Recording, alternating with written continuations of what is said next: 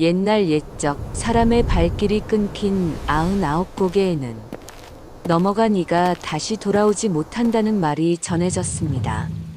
그 고개에서 한 선비가 하룻밤을 묵게 되었지요. 산속 주막의 여인은 너무도 아름다웠고 그녀의 눈빛에는 이상하리만큼 깊은 슬픔이 서려 있었습니다. 그러나 선비는 알지 못했습니다. 그 여인이 사람을 지키기 위해 짐승의 운명을 짊어진 존재였다는 것을, 그리고 그 하룻밤의 인연이 서로의 생을 송두리째 바꾸게 될 줄은 아무도 몰랐지요. 오늘 들려드릴 이야기는 사람을 사랑한 백호의 이야기, 99고개의 백호입니다. 아랑야담에 오신 여러분 환영합니다. 구독과 좋아요 눌러주세요. 오늘의 야담 시작합니다. 옛날 옛적 한양 남쪽 끝자락 작은 고을에 성진이라는 젊은 선비가 살고 있었습니다. 선비의 집은 비록 기울어 끼니를 걱정할 만큼 곤궁하였으나 마을 사람들은 성진의 올곧은 심성과 총명함을 아껴 길 떠나는 선비에게 주먹밥과 집신을 정성껏 챙겨주었지요. 성진은 마을 어귀까지 배웅 나온 이웃들에게 깊이 허리 숙여 절하며 반드시 과거에 급제하여 이 은혜를 갚겠노라 다짐했습니다. 선비는 길을 떠나기 전날 밤 세상을 떠나신 어머니의 유품인 은비녀 한 짝을 보찜 깊숙이 갈무리하며 가문을 일으키겠노라 맹세하였는데, 해당 비녀는 어머니가 15년 전 이 고개를 넘다 실종되시며 남기신 한 쌍 중 나머지 한 짝이었습니다. 선비가 마주한 99고개는 산세가 어찌나 험하고 기운이 사나운지 날짐승조차 깃들기를 꺼려 사람의 발길이 끊긴 지 오래된 금기의 땅이었으나 성진은 오직 전공법만이 선비의 갈 길이라 여기며 고집스레 산등성이에 올라섰습니다. 성진이 산 중턱에 다다랐을 즈음 갑자기 하늘이 노하였는지 먹구름이 산맥을 통째로 집어삼켰습니다.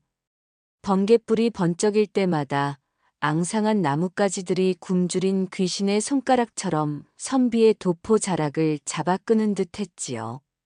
성진은 한치 앞도 보이지 않는 칠흑 같은 어둠 속에서 거칠게 요동치는 숲의 숨소리를 느끼며 이미 돌아가기엔 너무 늦었다는 사실을 깨닫고 위태로운 발걸음을 한 걸음씩 내디뎠습니다. 사방은 칠흑 같은 어둠에 잠겨 한치 앞도 분간할 수 없게 되었고, 하늘 구멍이 뚫린 듯 쏟아지는 장대비는 선비의 갓등을 사정없이 때리며 눅눅한 흙내음으로 코끝을 찔렀습니다. 성진은 떨리는 손으로 지팡이를 짚으며 길을 찾으려 애썼으나 산짐승의 울음소리가 사방에서 날카롭게 들려와 선비의 심장을 옥죄었지요. 죽음의 공포가 엄습하던 절망적인 순간 짙은 안개 사이로 일렁이는 작은 붉은 빛 하나가 성진의 눈에 들어왔습니다. 해당 불빛은 마치 거대한 어둠 속에 홀로 핀 한 송이 꽃처럼 기이한 기운을 내뿜고 있었는데, 성진은 저 불빛이 도깨비불인지 혹은 사람의 거처인지 의심하면서도 당장 비를 피하지 못하면 목숨이 위태롭다는 절박함에 이끌려 비틀거리며 걸음을 옮겼습니다. 가까이 다가갈수록 등불의 빛은 더욱 선명해졌고 어둠뿐이던 숲속의 거짓말처럼 작은 오두막의 형체가 나타나며 지친 선비의 마음속에 한 줄기 희망을 불어넣었습니다. 성진은 문 앞에서 거친 숨을 몰아쉬며 "안에 계십니까? 길 잃은 나그네가 하룻밤 쉬어갈 수 있겠습니까?" 라고 힘겹게 말을 건넸습니다. 성진의 물음에 대답하듯 끼익 소리를 내며 살인문이 천천히 열렸고 오두막 안에는 월이라 불리는 아름다운 낭자가 홀로 등불을 들고 서 있었습니다. 월이의 미모는 마치 달빛을 머금은 백합처럼 눈부시게 아름다웠으며 낭자의 깊고 그윽한 눈동자는 보는 이의 넋을 단숨에 빼앗을 만큼 범상치 않은 기운을 지니고 있었지요.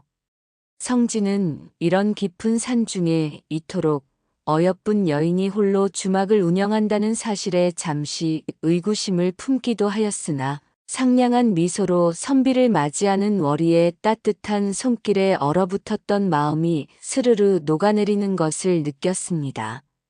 월이는 젖은 옷을 입고 떨고 있는 성진을 방 안으로 정중히 안내하며 선비의 짐을 받아주었습니다. 이 험한 산길에 어찌 이리 늦으셨습니까? 밖은 범의 기운이 사나우니 오늘 밤은 이곳에서 짐을 푸시지요. 낭자의 목소리는 옥쟁반의 옥굿을 굴러가듯 청아하였고 성진은 해당 목소리에 홀린 듯 방 안으로 발을 들여놓았습니다. 등불 아래 비친 월이의 그림자는 벽면을 따라 길게 늘어지며 묘한 분위기를 자아내고 있었습니다. 잠시 후 월이가 내온 소박한 주막 상 위에는 따뜻한 김이 모락모락 피어오르는 국밥과 정갈한 산나물들이 차려져 있었는데 해당 음식에서는 평생 단 한 번도 맡아본 적 없는 기이하고도 향긋한 향취가 감돌았습니다. 성진은 시장기를 참지 못하고 수저를 들었으나 한술을 뜨려는 찰나 코끝을 스치는 향기가 어쩐지 숲속 깊은 곳에 젖은 흙냄새와 이름 모를 야생화의 향기를 섞어 놓은 듯하여 묘한 기분에 휩싸이게 되었지요. 하지만 허기를 이길 장사는 없었기에 성진은 이내 음식을 입에 넣었으며 신기하게도 해당 음식을 먹을수록 몸 안의 피로가 씻은 듯이 사라지고 머리가 맑아지는 놀라운 경험을 하게 되었습니다. 월이는 성진이 식사를 마칠 때까지 곁에서 조용히 지켜보며 생긋 미소 지었고 성진은 해당 미소 속에서 알 수 없는 위로와 동시에 왠지 모를 서늘함을 느끼며 밤이 깊어가는 것을 지켜보았습니다. 음식 맛이 참으로 기이하고도 훌륭합니다. 낭자의 정성이 이토록 깊으니 죽어가던 나그네도 벌떡 일어나겠습니다. 성진의 칭찬에 월이는 그저 고개를 숙이며 작게 웃을 뿐이었으나 낭자의 눈가에는 알 수 없는 슬픔이 살짝 스쳐 지나갔습니다. 깊은 밤, 주막 안은 고요하기 그지없었으나 성진은 왠지 모를 긴장감에 잠을 이루지 못한 채 뒤척이다가 어디선가 들려오는 처량한 피리 소리에 귀를 기울이게 되었습니다. 해당 소리는 마치 사랑하는 이를 잃은 여인의 흐느낌 같기도 하고 혹은 숲속의 짐승들이 달을 향해 내뱉는 긴 탄식 같기도 하여 듣는 이의 심금을 울리는 애절함이 서려 있었지요. 성진은 조심스레 문을 열고 밖을 내다보았는데 달빛 아래 홀로 앉아 피리를 불고 있는 월이의 뒷모습은 평소의 발랄한 주모가 아니라 세속의 고통을 모두 짊어진 고독한 그림자처럼 보였습니다. 피리 소리가 공기를 가를 때마다 주변의 나뭇잎들이 일제히 몸을 떨며 호응하였고 숲속의 이름 모를 짐승들이 주막 주변으로 모여들어 고개를 숙인 채 해당 소리를 경청하는 기이한 광경이 펼쳐졌습니다. 성진은 피리 소리에 홀려 마당으로 내려섰으나 월이의 연주가 멈추자마자 주변의 짐승들은 연기처럼 숲속으로 자취를 감추었습니다. 월이는 천천히 뒤를 돌아보며 슬픈 눈을 하였으나 이내 평소의 온화한 표정으로 돌아와 선비에게 방으로 들어가 쉴 것을 권했습니다. 다음 날 아침 성진은 길을 떠나려 채비를 마쳤으나 월이의 간곡한 청과 선비의 마음속에 피어오른 묘한 호기심 때문에 하루를 더 머물기로 결심하며 낭자와 더 많은 이야기를 나누게 되었습니다.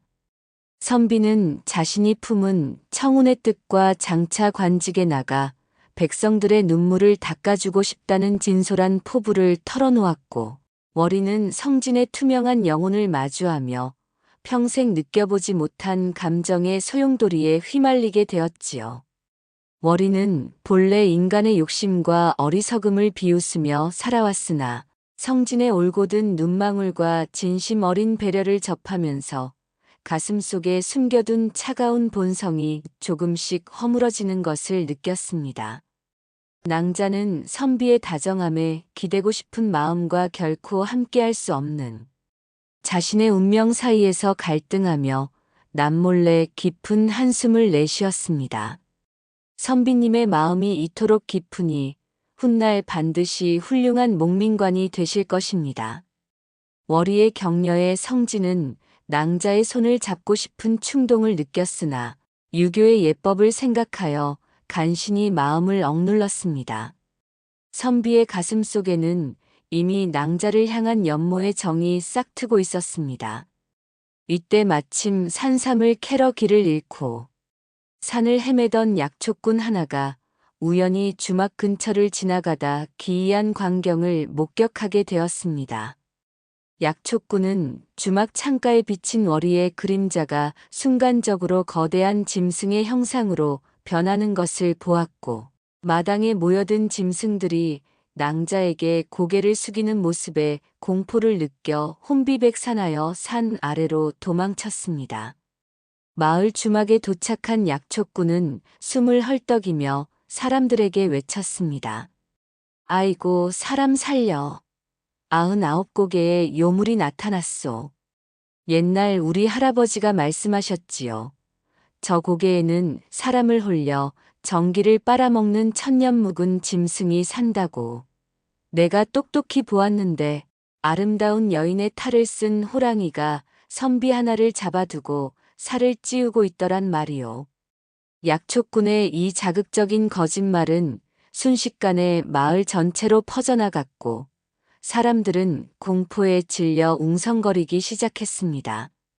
해당 소문은 곧 사나운 포수 대장의 귀에까지 들어갔고 탐욕에 눈먼 포수들은 무기를 챙기며 산에 오를 준비를 마쳤습니다. 약초꾼은 자신도 모르게 마을의 공포를 먹고 자라나는 괴담의 씨앗을 뿌린 셈이었지요. 셋째 날 밤 성진이 잠든 사이 주막 주변을 맴돌던 굶주린 늑대. 때가 담장을 넘어 선비가 머무는 방 앞까지 들이닥치는 절체절명의 위기가 찾아왔습니다. 성진이 잠에서 깨어나 날카로운 이빨을 드러낸 짐승들을 마주하며 죽음을 예감하던 순간 월이가 번개처럼 나타나 앞을 가로막았습니다. 월이가 가볍게 손을 내두르자 보이지 않는 거대한 힘이 늑대들을 튕겨내었고 낭자의 입에서 터져나온 낮은 저음의 경고 한마디에 사나운 짐승들은 꼬리를 내린 채 숲속으로 자취를 감추고 말았지요. 성진은 눈앞에서 펼쳐진 믿기지 않는 광경에 말을 잃었으나 월이는 그저 선비의 안위를 살피며 다치지 않으셔서 다행이라고 말할 뿐이었습니다. 낭자의 손끝에서 흘러나온 그 신비로운 기운은 성진의 마음속 공포를 지우고 묘한 신뢰를 심어주었으며 선비는 월이가 단순한 주모가 아님을 확신하면서도 낭자를 향한 연민의 끈을 놓지 않았습니다. 오히려 월이의 신비로운 힘이 선비를 지키려는 따뜻한 마음에서 비롯되었음을 느끼며 성진은 낭자를 더욱 아끼고 싶은 마음이 샘솟았습니다. 성진은 월이의 정체에 대해 묻지 않았으나 두 사람 사이에는 말로 설명할 수 없는 무거운 침묵과 동시에 깊은 유대감이 형성되어 갔습니다. 월이는 성진에게 자신이 오랜 세월 이 산을 지키며 살아온 존재임을 넌지시 암시하며 짐승으로 태어나 인간의 마음을 품게 된 자의 고독이 얼마나 깊은지를 눈물 섞인 목소리로 이야기했지요.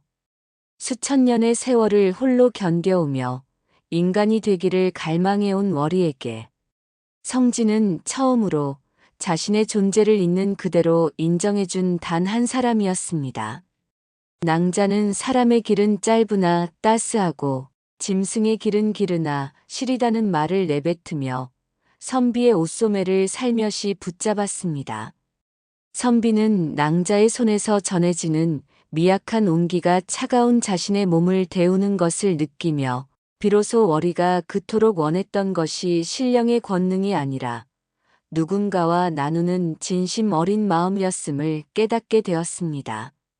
성진은 낭자를 위해 평생 이 산을 떠나지 않을 수도 있겠다는 위험한 생각을 품기 시작했으나 인간과 짐승의 경계는 생각보다 견고하고도 차가웠습니다.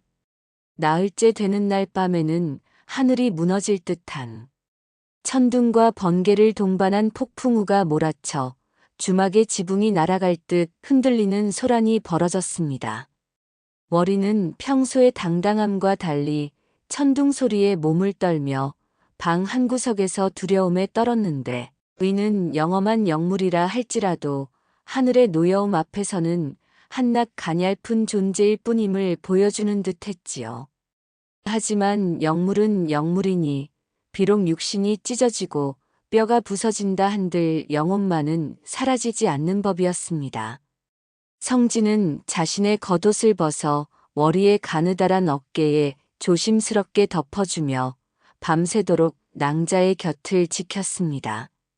낭자의 떨리는 어깨가 성진의 손길에 닿자 방 안에는 은은한 백합 향기와 선비의 거친 숨결이 뒤섞여 기묘한 열기가 피어올랐습니다.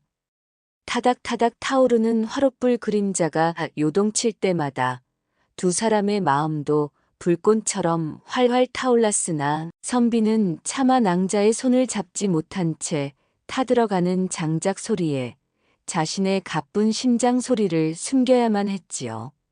낭자는 선비의 품 안에서 처음으로 정해진 운명이라는 사슬이 풀리는 듯한 자유로움을 만끽하며 짧은 평화를 누렸습니다.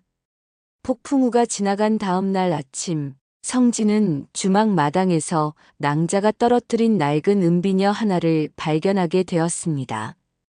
해당 비녀를 집어든 성진은 온몸이 얼어붙는 듯한 충격을 받았는데 그것은 15년 전 어머니가 이 고개를 넘다 실종되시며 남기셨던 유품과 한 쌍을 이루는 나머지 한 짝이었기 때문입니다. 성진이 떨리는 손으로 비녀를 들고 월이에게 묻자 낭자는 슬픈 미소를 지으며 대답했습니다. 15년 전 눈보라 속에서 길을 잃은 한 여인을 구하려 했으나 저의 힘이 부족했습니다.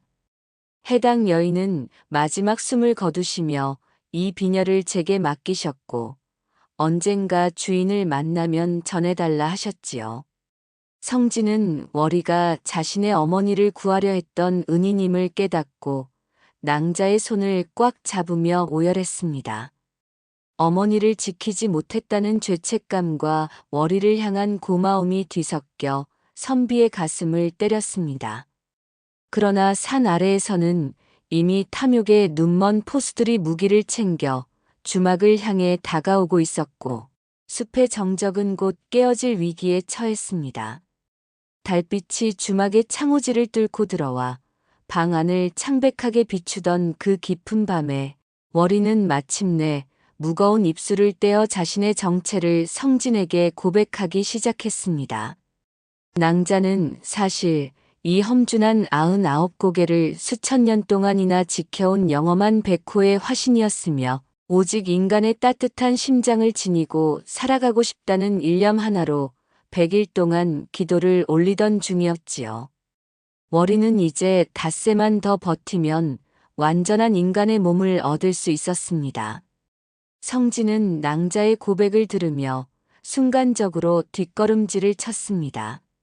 선비의 머릿속에는 어린 시절 들었던 사람을 잡아먹는 호랑이 이야기가 스쳐 지나갔고 눈앞에 아름다운 낭자가 거대한 맹수로 변하는 상상에 등골이 오싹해졌지요. 하지만 월이의 눈동자가 황금빛으로 번뜩이다가 이내 서글픈 눈물로 젖어드는 것을 보며 성진은 해당 눈물이 거짓이 아님을 깨닫게 되었습니다. 성진은 공포보다는 오히려 가슴을 찢는 듯한 연민을 느끼며 낭자의 차가운 손을 꽉 움켜잡았지요. 낭자가 설령 숲속의 짐승이라 할지라도 저를 향해 보여준 그 진심 어린 미소와 따뜻한 마음만은 거짓이 아니었음을 믿습니다.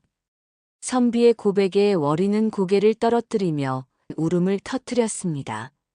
한편 마을에서 가장 잔인하기로 소문난 포수대장은 약초꾼의 소문을 듣고 눈을 번뜩이며 사냥꾼들을 모았습니다.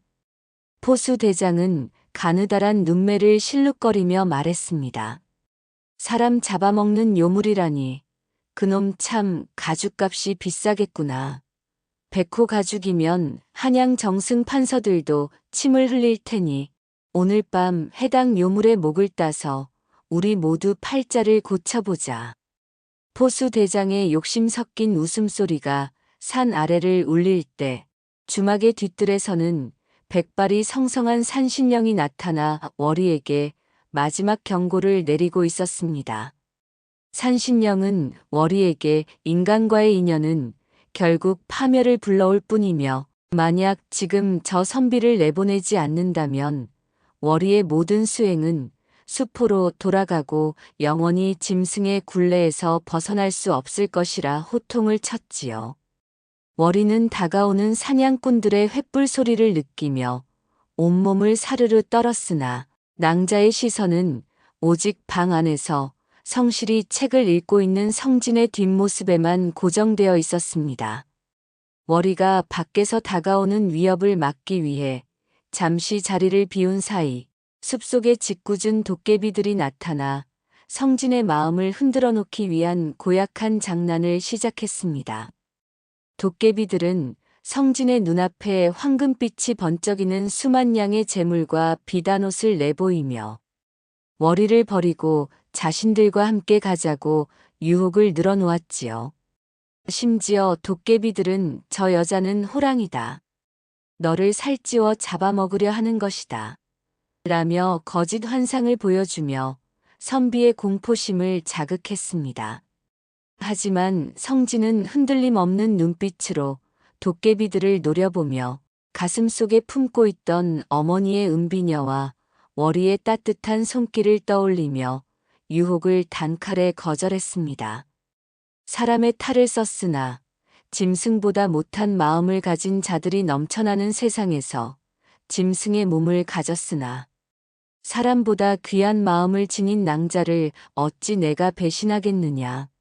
성진의 서슬 퍼런 호통에 도깨비들은 낄낄거리며 연기처럼 사라졌으나 밖에서는 이미 포수대장의 거친 함성이 주막 문턱까지 들이닥치고 있었습니다. 주막의 울타리를 넘어 들이닥친 포수대장은 성진을 가로막고 선월이를 보며 소름 끼치는 웃음을 지었습니다. 과연 요물이긴 요물이로구나. 저 하얀 살결 속에 숨겨진 호랑이 가죽이 내 눈에는 선하다. 포수대장의 명령에 사냥꾼들이 일제히 활시위를 당겼고 무수한 화살들이 월이를 향해 비처럼 쏟아졌습니다. 월이는 성진이 다칠까봐 거대한 백호로 변하여 선비를 자신의 품 안에 감싸 안고 등을 돌린 채 모든 화살을 받아냈습니다. 순백의 비단 위에 붉은 먹물이 튀듯 낭자의 흰 털위로 처절한 핏꽃이 피어올랐습니다. 월이는 날카로운 촉이 뼈에 박히는 소리가 들릴 때마다 고통을 참으려 어금니를 꽉 깨물었으나 성진의 뺨에 닿는 낭자의 숨결만은 마지막까지 따뜻하게 유지하려 애썼습니다. 성진은 백호의 등 위로 쏟아지는 피를 보며 심장이 갈기갈기 찢어지는 고통에 울부짖었습니다. 안 됩니다. 낭자, 차라리 저를 죽여주시오. 포수대장은 피를 흘리며 비틀거리는 월이를 보며 성진에게 번뜩이는 은장도를 던졌습니다. 선비놈아, 살고 싶으냐? 그렇다면 내 손으로 이 요물의 숨통을 끊어라. 그러면 내 너를 한양까지 안전하게 모셔다 주마. 이것은 성진의 순수한 영혼을 타락시키려는 잔인한 계략이었으나 성진은 던져진 칼날을 포수대장의 발치에 침을 뱉으며 거절했습니다. 성진의 완강한 태도에 분노한 포수들이 다시 활시위를 당기려는 순간 월이는 마지막 남은 힘을 짜내어 성진을 밀어 숲속 깊은 곳으로 피신시켰습니다. 낭자는 피범벅이 된 몸을 이끌고 절벽 위에 서서 포수들의 시선을 끌어당겼고, 사냥꾼들은 귀한 가죽을 놓칠세라 횃불을 치켜들고 낭자를 쫓아 절벽 끝까지 몰려들었지요. 월이는 마지막으로 성진이 숨은 숲을 향해 슬픈 황금빛 눈동자를 반짝이며 작게 의조렸습니다. 선비님, 부디 큰 뜻을 이루시오. 그 순간 산 전체를 뒤덮는 짙은 안개가 피어올랐고, 안개에 휩싸인 포수들의 비명소리가 골짜기를 울리더니 이내 고요해졌습니다. 안개가 걷혔을 때 절벽 위에는 아무것도 남아있지 않았습니다. 성진이 숲에서 나왔을 때 포수들이 점령하려 했던 주막은 흔적도 없이 불타 사라졌으며, 그곳에는 오직 하얀 눈처럼 내린 백호의 털들만이 바람에 날리고 있었습니다. 성진은 절벽 아래를 하염없이 내려다보았으나 낭자의 몸은 어디에도 보이지 않았고, 오직 안개만이 계곡을 메우고 있었지요. 성진의 보찜 속에는 월이가 남긴 은비녀와 낭자의 채취가 밴 피리만이 남겨져 있었습니다. 선비는 낭자와 보낸 그 짧은 닷새가 마치 천년의 세월처럼 길게 느껴졌으며, 자신의 심장 한쪽이 해당 산에 떼어놓고 온 듯한 깊은 상실감에 휩싸였습니다. 그러나 낭자가 점지해준 길은 신기하게도 모든 장애물이 사라진 대로였으며, 성진은 마치 월이의 따스한 손길이 선비를 뒤에서 밀어주는 듯한 바람을 느끼며 한양 땅에 발을 내디뎠습니다.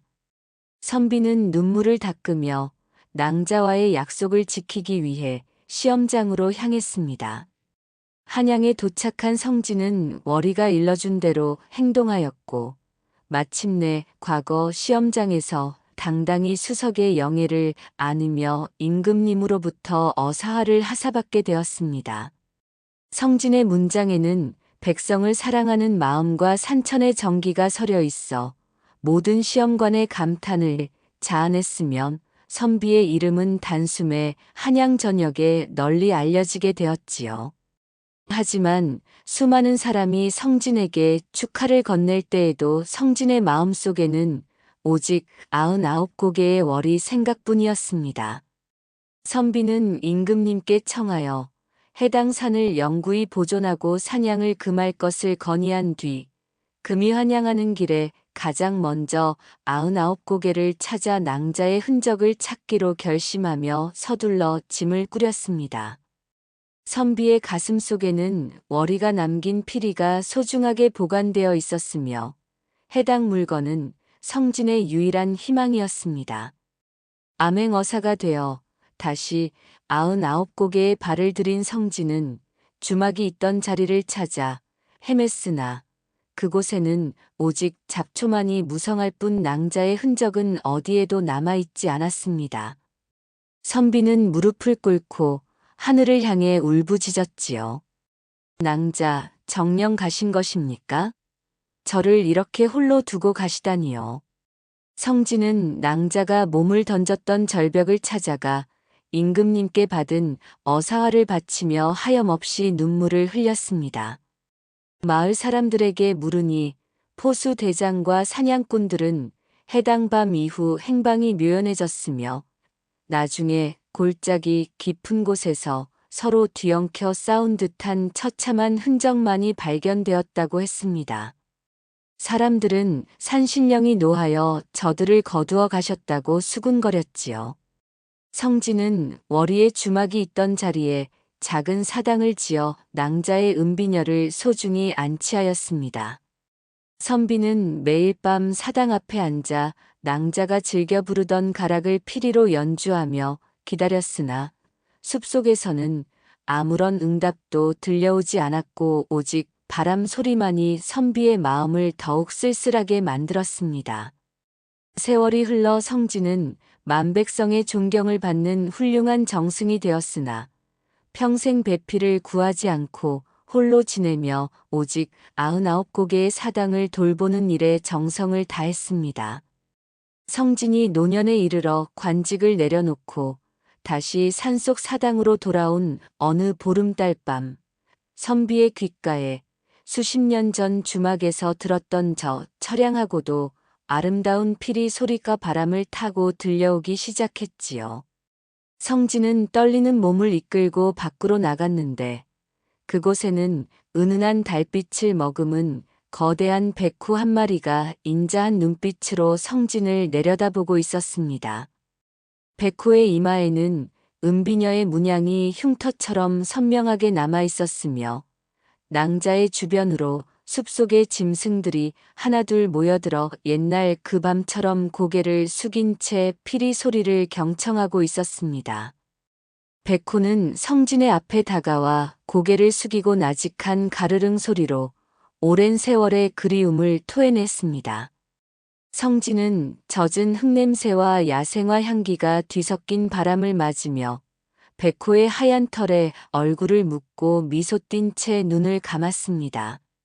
사람들은 99곡에서 들려오는 호랑이의 울음소리가 더 이상 무서운 소리가 아니라 사랑하는 이를 그리워하는 여인의 노래라고 믿게 되었습니다. 옛말의 지성이면 감천이라 하였으니 진실한 사랑은 종족의 벽을 허물고 영원히 변치 않는 전설로 남게 된다는 소중한 교훈을 우리에게 전해주고 있습니다. 시청해주셔서 감사합니다. 구독과 좋아요 감사합니다. 늘 행복한 하루 되세요.